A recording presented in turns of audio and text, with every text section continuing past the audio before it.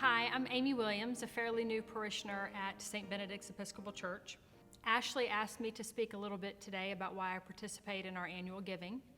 And I want to tell you a little story. I first started attending St. Benedict's Church a little bit over a year ago. It was September. My twins had been accepted to the school, and I thought it was time for me to get church back in my life.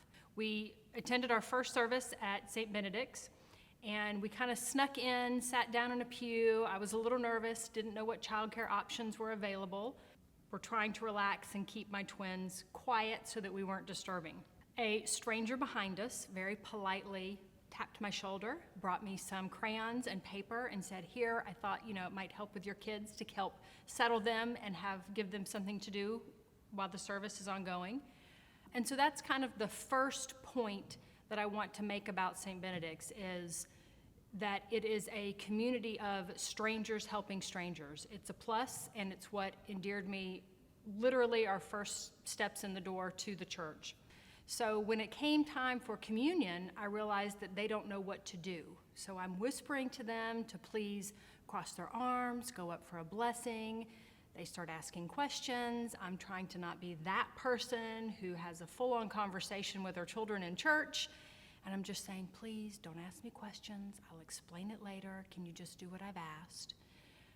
No, they can't do that. So they start asking more questions. And I finally just said, it's bread, but you can't eat the bread yet because you're not baptized. That's a story for another video. So we go up. I've asked them to cross their arms and receive a blessing from Ashley. They assure me they can do it, and that's not what happened. Schaefer goes straight up, takes a wafer out of the dish, puts it in his mouth like he's been having communion his whole life. Reddick goes up, points to it, and says, "What's that?"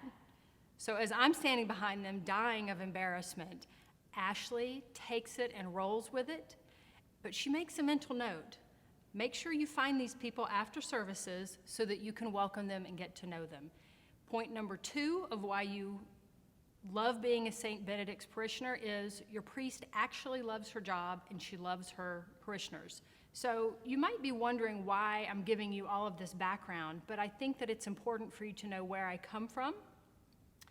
I wanted to find a church where I felt I was at home, where I was welcomed, would be loved, warts and all, as my mom says. And I found that literally the first time we attended services here. So I decided to get involved. I try to show up because I enjoy coming to church. I try to participate. I get my kids to participate. So when the talk of annual funds started happening in church, I had never done that before, mainly because I had never attended a church where I felt like I wanted to belong and I wanted to be a parishioner. Fast forward a year, last year was my first year participating. I really feel like it's given me an opportunity to give back to what I can call my church now, so that we are prepared as a community to welcome others like I was welcomed, and to continue the mission of the church as a whole in spreading the love through Christ that we all want to do. So think about it, take a minute, decide to participate, decide to throw yourself out there and get involved.